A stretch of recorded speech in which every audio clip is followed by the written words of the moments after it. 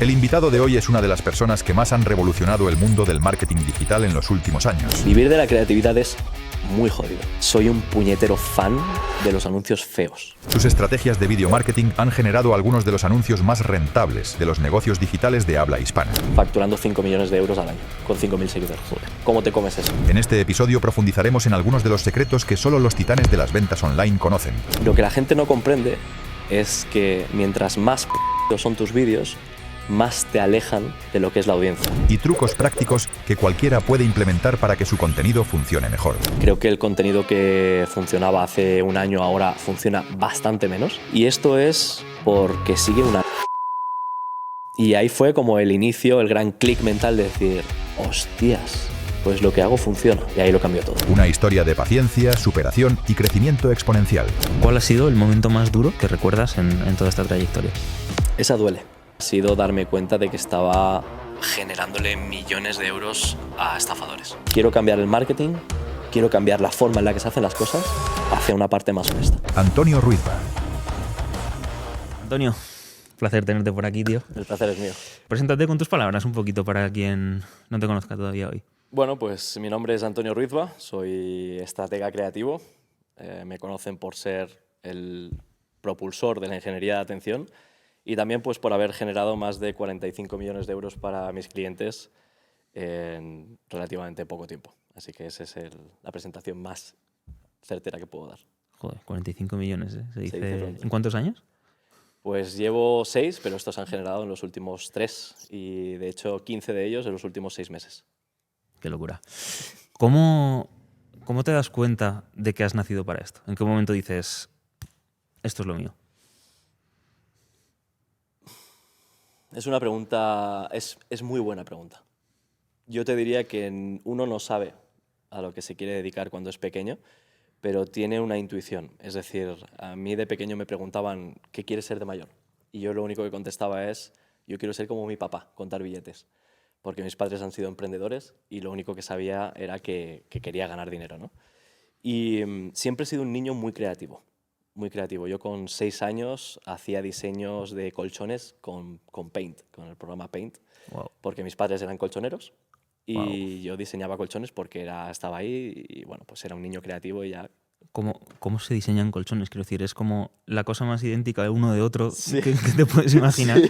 ¿Cómo se hace eso? Es muy random, pero bueno, básicamente yo lo que hacía era el dibujo 3D de los colchones que yo veía en la tienda. Yo estaba en la tienda de mis padres y miraba los colchones y decía, bueno, pues voy a intentar dibujar esto y lo voy a hacer a mi manera, ¿no?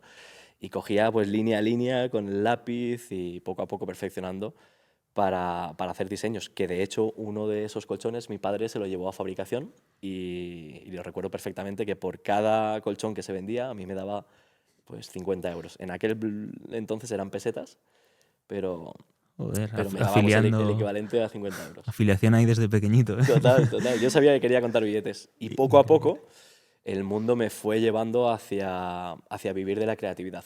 Vivir de la creatividad es muy jodido. Es muy jodido. Pero ahora hay una serie de profesiones que lo ponen muchísimo más fácil. Entonces yo solo sabía que me gustaba la creatividad, que era creativo y que quería contar billetes como mi papá. Y eso me forzó a descubrir una profesión que yo ni siquiera sabía que existía, que es la de estratega creativo o video marketer. Qué bueno, tío. Doy fe. Yo he estado 10 años peleándome con la industria de la música, siendo músico, tocando en bandas y no hay nada más jodido, por lo menos en el tipo de música que yo tocaba, que sacar 4 duros con esto. Totalmente. Así que por suerte tenemos este tipo de profesiones que comentas hoy en día. Así que entramos un poco en materia, tío.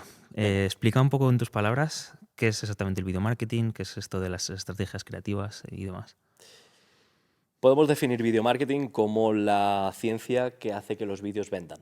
Es decir, el propio nombre lo indica, es video marketing y tiene más que ver con la intención con la que haces los vídeos que no con el cómo haces los vídeos. Si tuviera que explicarlo de una forma que la gente lo entienda con un par de preguntas es, si tú haces un vídeo de bodas, ¿cuál es el valor?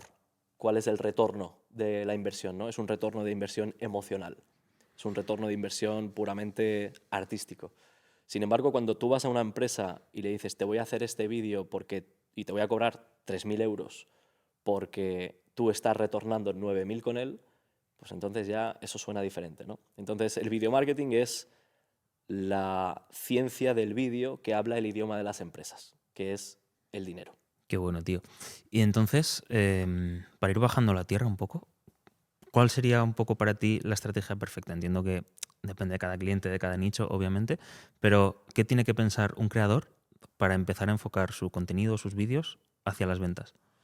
Pues tiene que dejar de pensar en lo bonito que puede quedar o en lo artístico que puede quedar y tiene que pensar más en la intención.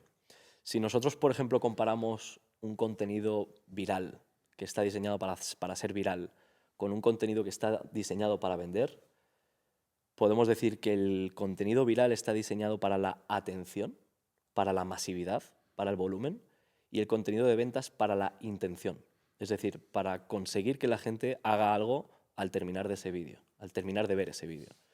¿Y qué es lo que pueden hacer? Pues lo que pueden hacer es empezar a entender la psicología que hay detrás de las ventas y empezar a aplicarla a los vídeos y al contenido que hacen.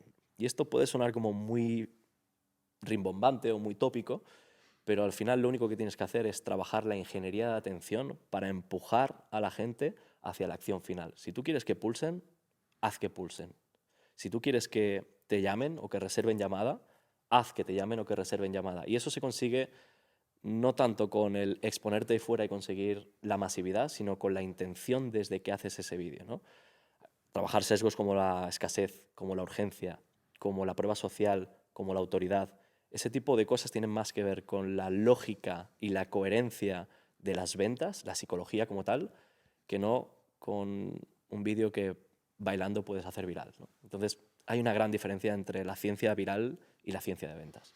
Es verdad, y de hecho yo lo que veo en muchos creadores de contenido es que o se centran en un tipo de contenido, es decir, o intentan ser súper virales, pero no tienen nada detrás para monetizarlo, o al revés, son tan de aportar valor que al final a lo mejor sí que fidelizan bien, pero no tienen muchas visitas. Sí. Realmente no tienes que definir tu estrategia de creatividad en redes de una forma o de otra, ¿no? Se pueden combinar para obtener mejores resultados. Sí, de hecho, creo que es necesario que se combinen.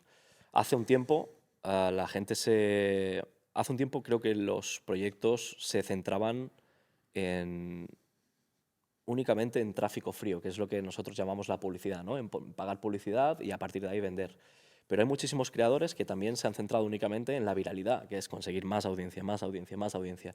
Y uno de los grandes problemas que veo está en ambos lados, que es la persona que solo se ha dedicado a poner publicidad y no ha trabajado un contenido orgánico, y la persona que solo se ha preocupado por trabajar el captar nuevas audiencias a nivel orgánico y hacerse viral, pero no tiene un negocio detrás, ¿no? Entonces, me he encontrado los dos problemas y es algo que veo cada día con mis clientes.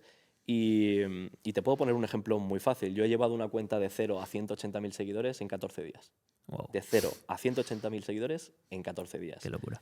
Monetización, 0. Ujú. Absolutamente 0. Porque el público que hay ahí no está acostumbrado a comprar, ni tampoco es un público con gran poder adquisitivo para poder hacerlo. Es un público que lo que busca es puramente entretenimiento.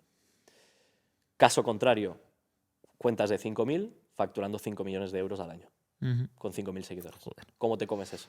Entonces, al final creo que en la combinación de las dos ciencias es donde está la clave del éxito. Trabajar la viralidad para conseguir nuevas audiencias y generar nuevas audiencias y monetizar esas audiencias con contenido de ventas, con contenido puramente de pago. Ese creo que es el binomio que hace funcionar las cosas. Justo, estoy totalmente de acuerdo. Y de hecho, yo en los últimos meses, algo que he trabajado mucho con mi equipo, al final, yo que vengo de la parte puramente filmmaking, ¿vale? De edición, de grabación y tal, te das cuenta que las redes sociales van muy en tendencia y cada vez está como funciona mejor el formato, incluso más informal, más hecho Sí, con el móvil, lo que ya conocemos como UGC últimamente. sí. Y te quería preguntar, ¿realmente crees que cada vez más hace falta una buena calidad de cámara, de una edición espectacular para realmente funcionar? ¿O estamos viendo una transición más hacia la importancia de las ideas? Me encanta esta pregunta, me voy a poner serio para poder contestarla y es, soy un puñetero fan de los anuncios feos, de los vídeos feos, del contenido feo.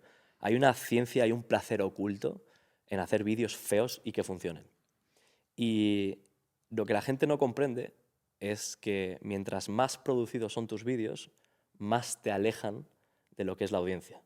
Mientras más feos, más nativos, es decir, creados, que se vean creados en las propias plataformas como Instagram o como TikTok, mientras más son así, mejor funcionan, porque más cerca te percibe la audiencia. Entonces, ¿dónde está la clave? En el volumen de ambos. Tú puedes tener vídeos hiperproducidos, cámaras de cine, un esquema de iluminación espectacular.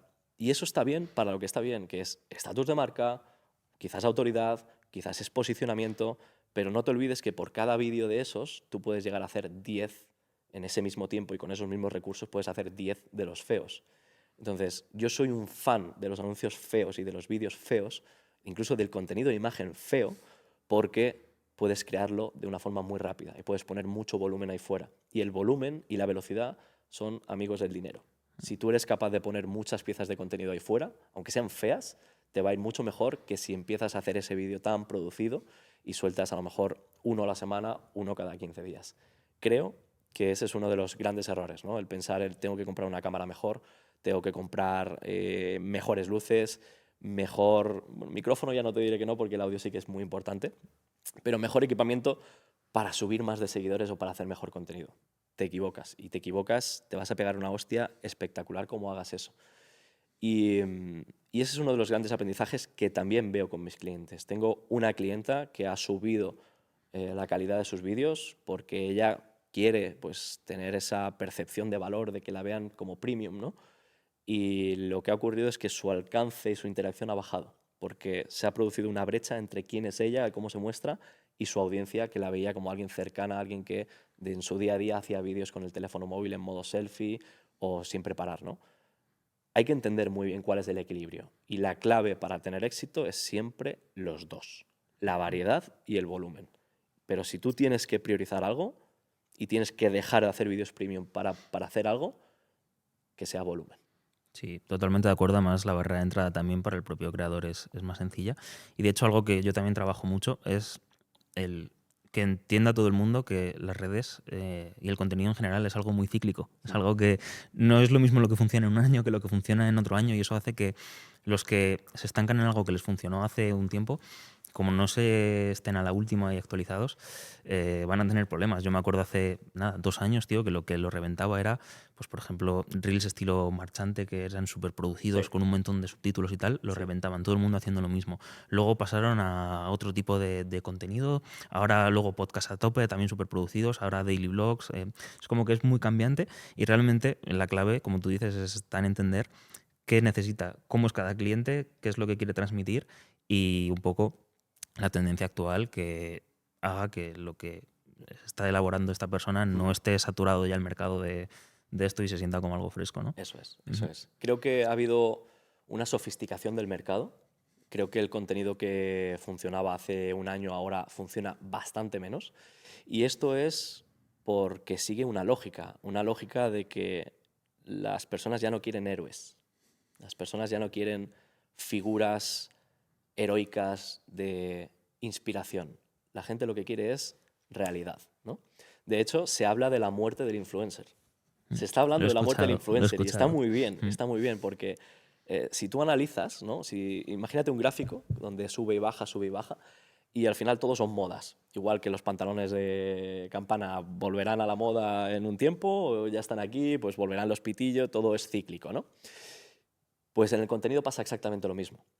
Entonces, acabamos de salir de una ola, de una subida, donde el contenido hiperproducido pues estaba a la orden del día, ¿no? Y quien mejor hacía las cosas, pues era el que se llevaba el gato al agua. Y ahora estamos bajando hacia la curva donde lo que se premia es la naturalidad, es la cercanía. Y se habla de la muerte del influencer justamente por eso, porque los influencers han dejado de ser tan rentables para las marcas porque su estilo de vida y su lifestyle, ¿no? Ese yate, ese Lamborghini, ese me invitan a todas las fiestas privadas y te enseño lo ideal que es mi vida, ya no conecta. Entonces, ¿qué es lo que ocurre? Lo que ocurre es que está creciendo poco a poco la parte de contenido más nativo, más natural, ¿no? De nuevo, vuelvo a lo mismo. ¿Dónde está el equilibrio? En ambos. en no dejar nada fuera del tintero y en tener el volumen suficiente para probar según qué tipo de contenido, ¿no?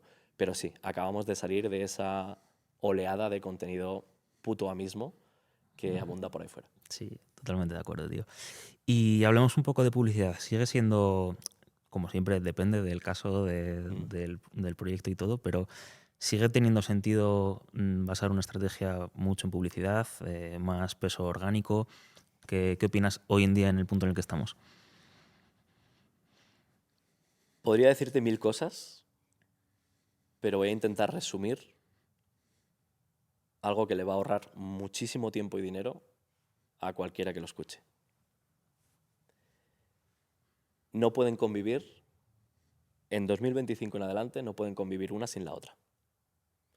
Si tú te centras únicamente en contenido orgánico, tienes que ser muy bueno y al final terminarás siendo una prostituta de algoritmo, porque basarás el calibre de tu negocio en cuánto le gustes al algoritmo.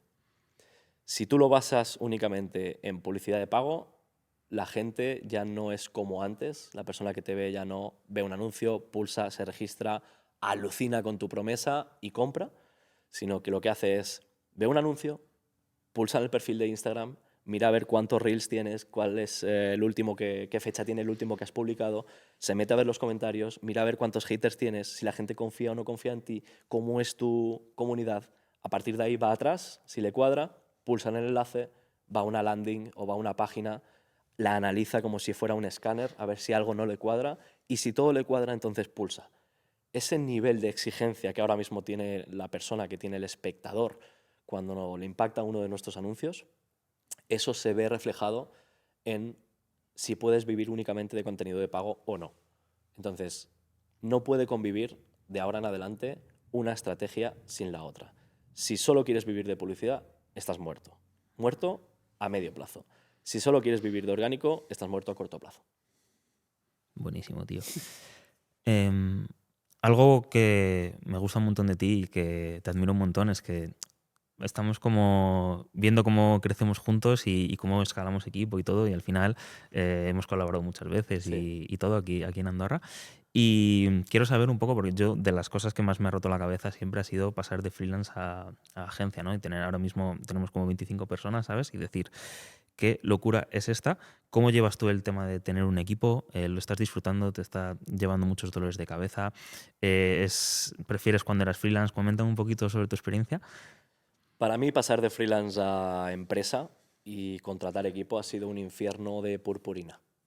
Ok. Ha sido algo que de cara afuera la gente lo ve y dice, wow, si ya sois un montón, ¿no? Sois más de 20 personas y habéis crecido súper rápido. Por dentro es un puñetero infierno. Es un puñetero infierno. Porque por suerte tengo personas que son mucho mejores que yo a la hora de crear equipos, sistemas, procesos y sobre todo la parte de recursos humanos. Pero es un infierno, porque cada uno es de su padre y de su madre. Y cada uno te viene con sus problemas y al final termina convirtiéndose en un patio de colegio, muchas veces, ¿no? Y cuando trabajas con personas de forma remota, que a veces están por debajo de su rendimiento, y sabes perfectamente que o tienen otros trabajos o no están no están trabajando todas las horas que tienen que trabajar. Luego tienes personas presenciales que cada uno pues tiene sus inquietudes y quiere crecer y a veces pues creen que tienen que estar en cierta posición o cobrar más. Entonces hay una serie de problemas que al final son muy difíciles de gestionar. Yo te diría que la mayor complejidad que puede tener una empresa, y solo quien ha tenido una empresa te lo puede decir, es la gestión de recursos humanos. No hay empresas pequeñas o grandes, hay departamentos grandes o pequeños de recursos humanos. Es así. Ahora hay una tendencia hacia ciertas empresas que son más como autónomas, ¿no? Gracias a la inteligencia artificial. Eso es bullshit. Solopreneurs El famosos, ¿no? solopreneur, tal, eso es puro bullshit. Si tú quieres llegar lejos, necesitas equipo. Y gestionar equipo es un marrón espectacular. Pero tiene una parte muy positiva, que es que cuando haces las cosas bien, el construir una cultura de empresa, una cultura de equipo y que tú veas que la persona a la que acabas de formar habla como tú, vive los colores, siente los colores de tu empresa y te defiende y habla maravillas de ti y de tu empresa cuando tú no estás, eso es algo que es difícil de explicar. Es muy difícil de explicar. Y yo decido quedarme con esa parte positiva a pesar de todo lo infierno, porque seguiremos creciendo, seguiremos contratando equipo, hay previsiones de duplicar la plantilla que somos, pero todo pasará o todo ocurrirá de una forma o de otra y viviré el proceso de una forma o de otra en función de cuánta cultura de empresa sea capaz de inyectar en el equipo. Porque si tú inyectas cultura de empresa en el equipo, te aseguro que es tu propio equipo el que te lleva en volandas. Te lleva como en procesión de Semana Santa y te lleva arriba, ¿no? Y eso es lo que quiero para mi empresa. Quiero gente que sienta los colores, que sepa que está en un lugar fresco donde poder trabajar y donde poder estar exprimiendo su creatividad. Y lo único que espero es que me lo pongan fácil. Que me lo pongan fácil. Porque si no, se puede convertir en un infierno. Ya, totalmente. Y además, yo creo que la gente que no tiene empresas o equipo no llega a ser consciente de la cantidad. Yo sobre todo lo que noto es que desde fuera se ve mucho como el plano idílico de decir, no, es que tú estás ganando esto, tú estás facturando esto. La cantidad de marrones que te tienes que comer por Eso es. al final hacer lo que te gusta. O sea, yo siempre he soñado con tener un equipo, liderar un equipo que funcione y todo eso. La cantidad de marrones que te tienes que comer es espectacular. Es y brutal. mucha gente no es consciente, pero al final, yo creo que al final del día merece la pena. Y de hecho, una de las cosas por las que ahora documento tanto mi día a día es precisamente porque yo notaba que si no lo hacía, la gente se pensaba que yo estaba en mi casa tocándome los huevos, ¿sabes? Y solo ganando dinero. Sí, y es sí. como, no tienes ni idea de que si yo te exijo esto, Sí. es porque yo estoy en primera línea de trinchera haciendo esto, Total. tío. Entonces, es como que cuando tú muestras esto, también creas una cultura de equipo que motiva a todo el equipo y hace que las cosas funcionen. No, yo he hecho un poco cosas mejor. kamikaze de dormir 2 horas. De hecho, lo he hecho aquí, en grabaciones que he hecho aquí directamente. Y el equipo lo ve, el equipo lo percibe y al final ellos entienden cuál es el estándar. Entonces se sienten mal y como sienten la presión de decir, coño, si la persona que está liderando esto, si el jefe, vamos a decir, está haciendo esto, ¿cómo voy a estar yo en este nivel de rendimiento, ¿no? Y eso al final a veces es invisible y me encanta. Además, te tengo que felicitar por esa parte de documental porque me gusta mucho. Y, y creo que es necesario. Creo que es necesario que la gente vea la visión del founder. Vale, ok, ¿quién es el que rompe el hielo aquí? ¿Quién es el founder? ¿Quién es incluso el CEO, ¿no? El CEO? ¿Qué hace? Porque eso va a determinar la cantidad y la calidad del trabajo que hagan los demás. Entonces eso no puede ser invisible. Tiene que estar visible al 100%. Y más que hacia afuera, incluso hacia adentro. Tiene que haber unos sistemas de reporte o tiene que haber unos sistemas de información que les haga entender a cada uno de los eslabones de la cadena la importancia de lo que está haciendo, porque el de arriba, el de izquierda, el de derecha y el de abajo se está dejando los cuernos para que eso ocurra. Y si esa persona falla, tiene la responsabilidad de que hace fallar a todos los demás, ¿no? Entonces creo que es muy importante, pues lo que comentas, ¿no? Hacer visible el enorme trabajo que hacemos, porque a veces sí que se puede percibir, bueno, mira, crean contenido, sujetan la cámara y ya está, ¿no? Pues va a ser que no. Sí, totalmente. Y un poco en línea de esta trayectoria que tienes tan espectacular en los últimos años, en general, desde que empezaste a emprender o incluso a trabajar, no hemos entrado un poco en esto, pero no sé si quieres comentarme un poco tu trayecto desde que tenías a lo mejor un trabajo normal hasta el momento en el que empiezas a trabajar dentro del marketing, hasta el momento en el que ya montas tu propio negocio. Vale, no ha sido fácil, ¿Vale? ese es el resumen, pero ha sido divertido. Yo lo considero un viaje divertido de aquellos que llegas al punto en el que estás y te sacudes el polvo y dices, madre mía, vaya viaje, ¿no? Entonces, long story short, para hacer un resumen, yo me dedicaba, vengo del laboratorio, rama farmacéutica, soy proyecto de ingeniero de edificación y proyecto de ingeniería química, pero lo único que aprobé fue la cafetería y, y eso fue como mi primer gran fracaso, ¿no? El inicio universitario. Porque yo sentía que ahí había algo que no era para mí. Yo estaba haciendo cosas que no me gustan. Y yo, si tengo una virtud y un defecto, es que lo que no quiero hacer, lo hago fatal. Pero lo que quiero hacer, lo que me gusta hacer, lo hago espectacular. Y yo detectaba pues, que ese no era mi camino, ¿no? Entonces, a partir de ahí, decidí trabajar en laboratorios mientras trataba de iniciar una marca personal que hablaba de crecimiento en redes, Instagram y demás, ¿no? Y lo conseguí, más o menos, en paralelo. Trabajaba mis 8 horas o incluso 9 o 10 en función de si hacía horas extras en un laboratorio y luego, en paralelo, le dedicaba otras 3 o 4 a la marca personal, a hacer guiones y demás, ¿no? Y a formarme. Empecé a crecer hasta tener pues, los primeros 10.000 seguidores, que humildemente pues, no es nada, pero me costó conseguirlos. Y a partir de ahí pues, empecé a hacer vídeos más motivacionales, más de dar consejos, pero sobre todo desde un punto inspiracional.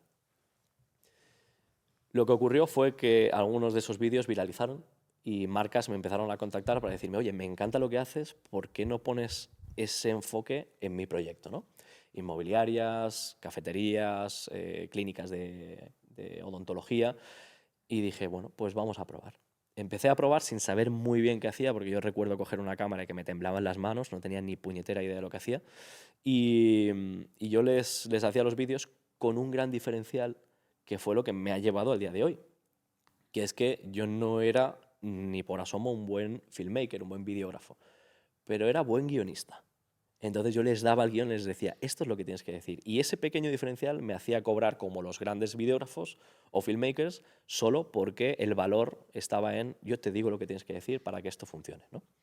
Entonces empecé a hacer ese tipo de cosas hasta que me fui formando poco a poco, poco a poco. Yo cobraba a lo mejor 300 euros por vídeo, 500 euros por vídeo, que para mí ya me parecía una locura.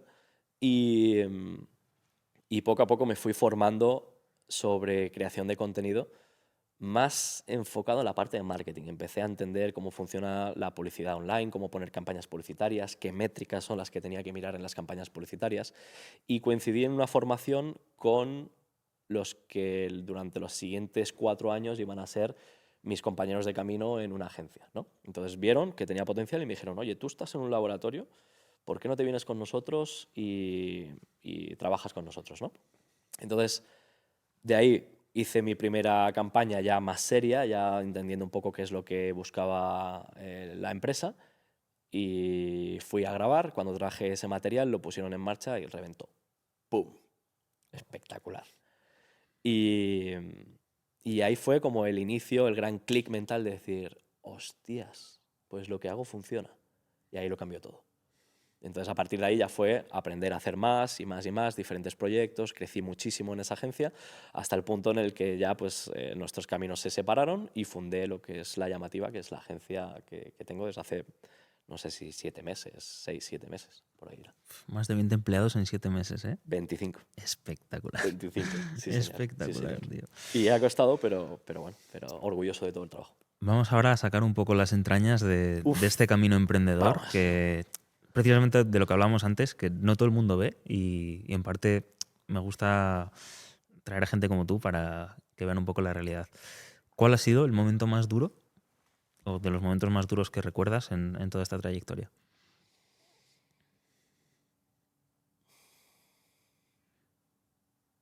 Esa duele. Esa duele.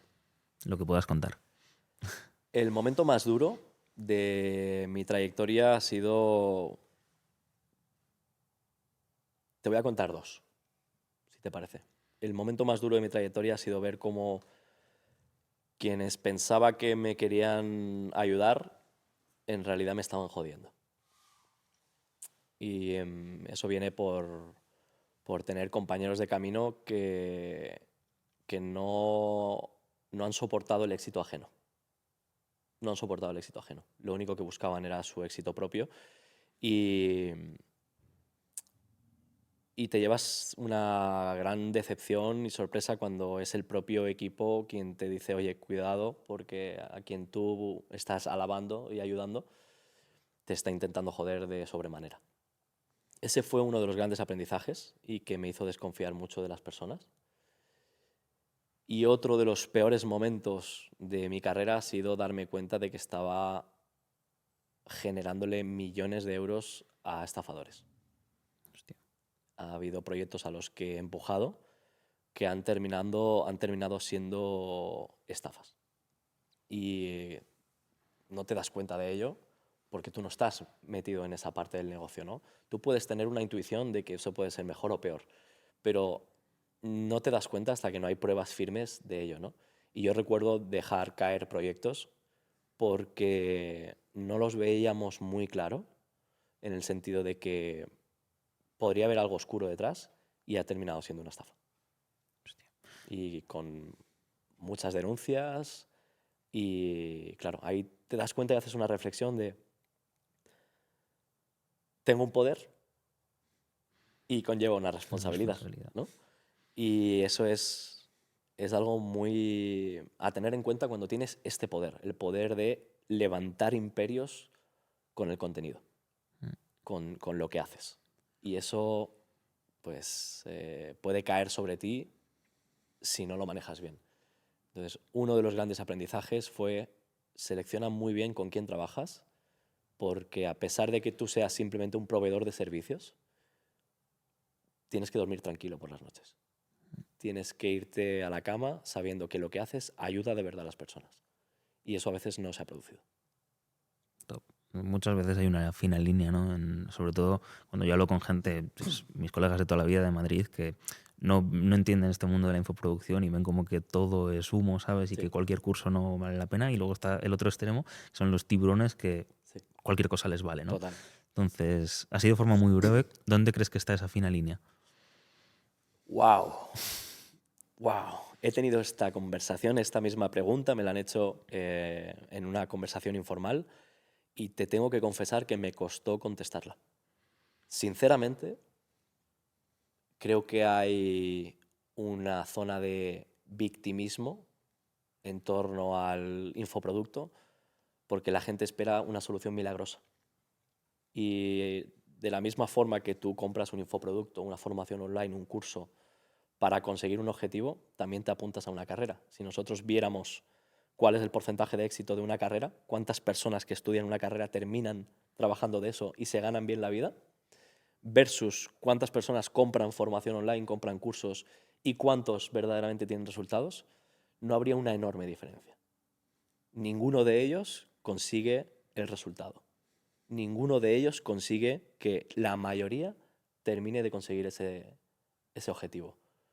Pero los que lo consiguen les cambia la vida. Entonces, al final, eso es lo que la gente ve. La gente ve los testimonios, la gente ve los casos de éxito, pero no ve toda la gente que fracasa. Y cuando ellos fracasan, le echan la culpa al curso, le echan la culpa a la carrera de que no lo han conseguido. Cuando es algo normal, si cabe. ¿Cuál es el problema? Y ahí contesto a tu pregunta. Cuando tu promesa es exagerada. Cuando el infoproducto, el curso que vas a comprar, promete cosas que verdaderamente no se cumplen. Y eso es una de las cosas que yo desde el marketing que hago quiero cambiar. Desde el tipo de marketing que yo hago, quiero cambiar esa narrativa de promesa exagerada donde te vas a hacer rico, te vas a hacer millonario, vas a conseguir esto, este es el tiempo exacto que vas a tardar en conseguirlo. Eso es bullshit, eso es mentira.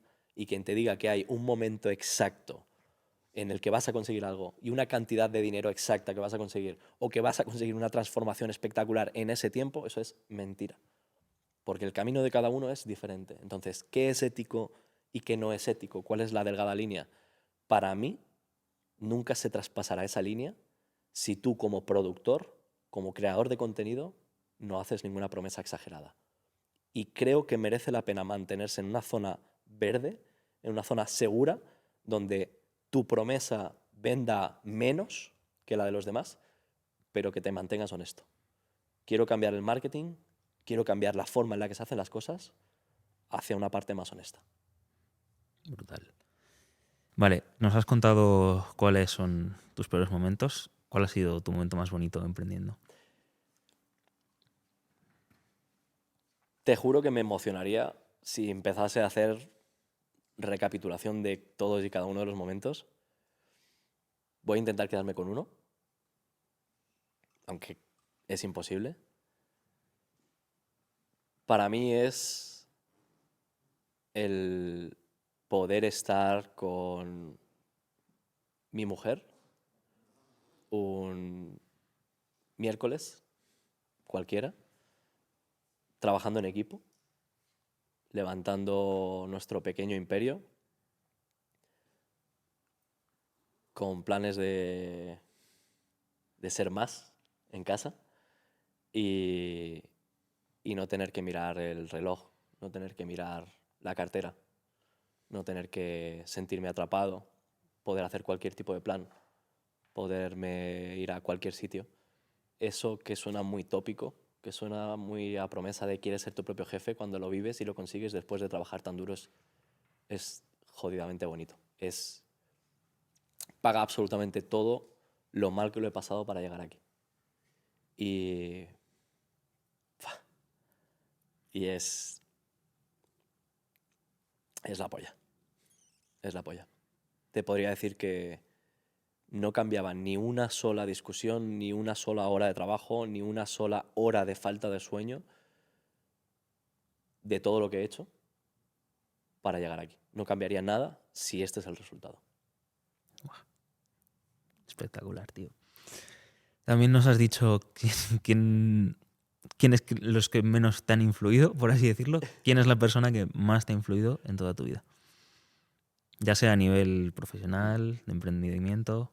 He tenido muchos mentores a lo largo de mi vida, pero hay dos concretamente que me han hecho ser quien soy, con mis luces y mis sombras, y que ni por todo el dinero del mundo podría pagarles todo lo que han hecho por mí, que son mis padres. Mis padres son dos personas que ninguno de los dos tiene el certificado de estudios primarios, ninguno de los dos, que llevan trabajando desde los 8 años y que aún así consiguieron levantar su pequeño imperio.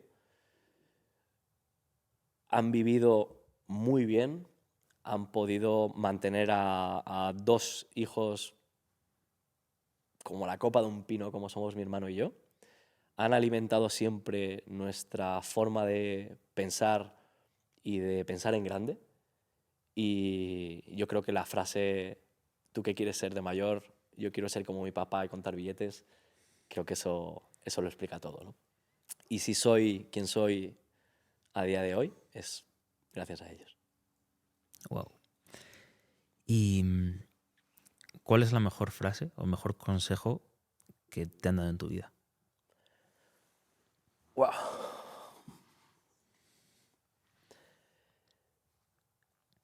¿Tengo que decir solo una? Las que consideres. Vale. Hay una que ha marcado la forma en la que yo hago las cosas, que es hazlo. Con miedo, pero hazlo. Y si te da miedo, es un enorme motivo para hacerlo con más ganas. Y creo que esa ha marcado mucho porque es un modo de vida. A mí me ha dado miedo muchísimas cosas. Me ha dado miedo hablar en público y he hablado en salas de 300 personas. Me ha dado miedo emprender y tengo una agencia que funciona de puta madre. Me ha dado miedo comprometerme y tengo 25 empleados. Me ha dado miedo muchísimas cosas y las he hecho a pesar del miedo. Y creo que esa obligación de ponerme fuera de la zona de confort es la que ha hecho que mi zona de confort sea cada vez mayor. Y yo ahora puedo ir a un evento, puedo ir a una entrevista, puedo tener una conversación difícil y no se me hace bola. Siempre sientes ese pellizco en el estómago, pero no se me hace bola. No es un sapo que me tengo que tragar. Lo hago y punto, porque esa es mi zona de confort. Eso es lo que hago. Entonces, haz lo que quieras y si te da miedo, hazlo más aún. Creo que esa ha sido la frase que más me ha marcado. Vamos con otra de las picantes, Antonio. Venga. ¿Cuánto es lo máximo que has facturado para tus empresas en un mes? Facturado, creo que 75.000. Wow. Locura. Sí. ¿Quieres hablar de márgenes o eso prefieres? Podemos decir 50%. Espectacular. Está espectacular. Está muy Enhorabuena por ello, tío. Gracias. ¿Y qué es lo que dirías? Yo, por ejemplo, hay mucha gente que me ve que son chavalines que pues les gustaría ya no solo ser filmmaker, sino estar un poco en este mundo. También este podcast es un poco orientado para ellos, ¿no? En este mundo creativo, redes sociales, filmmaking, audiovisual, todo este tema. ¿Qué consejo le darías a una persona que a lo mejor está empezando o una persona que es más mayor pero que tiene un trabajo que no le gusta y quiere entrar en este mundo más digital, más creativo? Le diría que se centrase en hablar el idioma de las empresas, que es el dinero, y que empezase a formarse no solo en la parte creativa, que al final la parte creativa es algo que se puede entrenar, sino en la parte marketera. Le diría que si alguien quiere vivir de esto, que no solo se centre en cómo puedo mejorar mis habilidades para que esto quede bonito, sino cómo puedo mejorar mis habilidades para que esto, que va a ser bonito, funcione. Porque hay muchísimo contenido feo que funciona de la hostia. Y está grabado con cualquier móvil. ¿Con una Nintendo DS? Con una Nintendo DS. y, y le diría eso. Le diría que iniciase sabiendo que la dirección más rápida hacia que alguien le valore y le contrate no es que sepa hacer contenido, sino que sepa hacer contenido que funcione. Top. Pues Antonio, estamos llegando al final. Vamos a hacer un jueguecillo mítico de preguntas y respuestas rápidas, Me ¿vale? tienes intrigado. No hace falta que respondas con una palabra, pero ¿Vale? una frasecilla, puedes desarrollarlo un poquito, ¿vale? Ok, Vamos allá. Primera, contenido en redes, cantidad o calidad, cantidad, ¿vale? Vender en orgánico o con anuncios, anuncios, ¿vale? Contenido con IA, amenaza o oportunidad. oportunidad enorme. Bien. ¿Algo guionizado o improvisado? Ah, mierda. Diría que improvisado bajo una guía. Vale. O sea, que serían ambos. Ok. Tienes que elegir uno. Un vídeo con un buen hook visual, pero un texto mediocre, o una idea de texto brutal, pero sin ningún tipo de hook visual. El hook. Si no, uno no sirve sin el otro. ¿El visual? El visual. El Vale. visual, siempre. Bien. Potenciar contenido con publicidad hoy en día, ¿sí o no? 100%. 100%. Es decir, Reels, meterle publicidad a Reels. 100%. Vale. 100%. De hecho, una de las claves de que me traigo de Brasil es esa. Entonces, eso que dicen de que después de meterle publicidad a los Reels te capa el alcance, mito, ¿no? No es tan mito. No es tan mito. Pero al final tienes que tomar una decisión. Si quieres perjudicar tu alcance temporalmente versus si quieres ampliar el negocio. Yo creo que la decisión más sabia es impulsar sabiendo que es probable que perjudiques temporalmente el alcance, pero luego vuelve. Vale. ¿Contenido grabado con el móvil o con una cámara profesional? Vamos a ponerlo fácil, móvil. Vale. También puedes responder depende. Vale. ¿Algo que nunca debería decirse en un vídeo de ventas?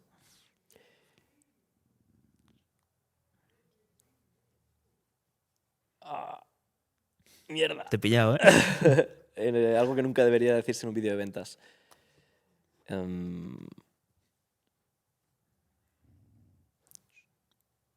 Voy a decir plazas limitadas. Vale, ok. Interesante. ¿Qué hubieras sido si no te dedicases al video marketing hoy en día? Diseñador gráfico. Ok, muy bien. Por último, ¿quién te gustaría ver por aquí? Que pueda aportarnos Vale. algo interesante en tema de emprendimiento, creatividad, redes sociales, audiovisual. Me gustaría ver a alguien que está haciendo algo interesante, que es Sergio Zaragoza. Está haciendo algo muy interesante con UGC para SaaS. Ujú. Hice el sábado pasado una barbacoa justo con ¿Sí? él, así que aprovecharé para Muy bien, tirarle muy el bien. WhatsApp. Está haciendo cosas muy chulas con UGC. Sí. Y Además, como para software, para ¿no? software. Sí. Para software. Ujú. De hecho, íbamos a colaborar, pero al final no salió. Pero no descarto que colaboremos para infoproducto también. Entraríamos ahí un poco en conflicto, pero ya sabes que esto no es competencia, es competencia. Entonces, Sergio me parece que está haciendo las cosas muy interesantes. Y creo que merece que nos cuente en qué está metido. Ok. Sergio, ya sabes. Sin más, tío, Antonio, ha sido un placer tenerte Placer por es aquí. mío, placer es mío. Despide el podcast como quieras. ¿Algún mensaje que quieras dejar, pues eso, a gente que pueda ver esto y que le inspire lo que haces? Y que, bueno, pues deja también dónde te pueden encontrar y demás, ¿vale? Bueno, pues lo primero agradecerte la oportunidad. Ha sido un placer hablar contigo y doy fe del calibre de no solo de lo buen profesional que eres, sino también de lo buena persona que eres. Y me gustaría despedir el podcast pues diciéndote que tienes la posibilidad de ver mi día a día y de estar pues pendiente de qué es lo que hacemos, no solo Antonio Ruizba, sino todo el equipo de La Llamativa, en Antonio Ruizba, en Instagram y en LinkedIn. Así que ahí es donde cuento mi día a día y puedes verlo. Pues tío, gracias por todo. A ti. Nos vemos. A ti. Chao, chao.